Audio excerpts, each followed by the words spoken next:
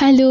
আমি না মাছ খেতে একদম ভালোবাসি না, আর রান্নাও করতে পারি না। কিন্তু আজ হঠাৎ করে বহু যুগ পরে ইচ্ছে হলো একটু মাছের ঝোল আর ভাত করি। তবুও জীবনে কি ট্র্যাজেডি শেষ আছে? যতটা সুন্দর করে আমরা এডিট করি, যদি রিয়েল লাইফেও এরকম এডিট করা যেত তাহলে বেশ ভালো হতো। ভেবেছিলাম 10:30টায় পরীক্ষাটা শেষ করে বাড়ি ফিরে রিল্যাক্সে মাছের ঝোল আর ভাত রান্না করে মুভি দেখতে দেখতে খাবো। কিন্তু পৃথিবীর সব কোইন্সিডেন্স আর ট্র্যাজেডি আমার সাথেই হয়। এত কিছু বলার সময় নেই, কিন্তু আমাকে দুপুর 2টো অবধি ক্লাস করতে হয়েছে। আর এদিকে আমার কেনা মাছ ডাবল প্যাকেটের মধ্যে কি যে অবস্থা হচ্ছিল খেয়ে জানে। তারপর 2:30টার সময় বাড়ি ফিরে না চেঞ্জ করে না ফ্রেশ হয়ে সেই মাছ বের করে রান্না বসাই। কপাল ভালো যে শীতকাল বলে আমার মাছের কোনো দুর্দশা হয়নি। মাছ রান্না বড় কঠিন কাজ ভাই। শেষে খাওয়া যাবে কিনা সেই কথা ভেবে গুটি কতক পেঁয়াজ কেটে যোগ করে দিলাম, কারণ আমার মাথায় এই কনসেপ্টটা বসে আছে যে পেঁয়াজ রসুন দিলে যে কোনো তরকারি অ্যাটলিস্ট খাওয়ার যোগ্য হয়ে যায়। কারণ নিরামিষ রান্না করা বড্ড শক্ত কাজ। শেষমেশ 3:30টার সময় আমার রান্না শেষ হয়, তারপর খেতে বসি।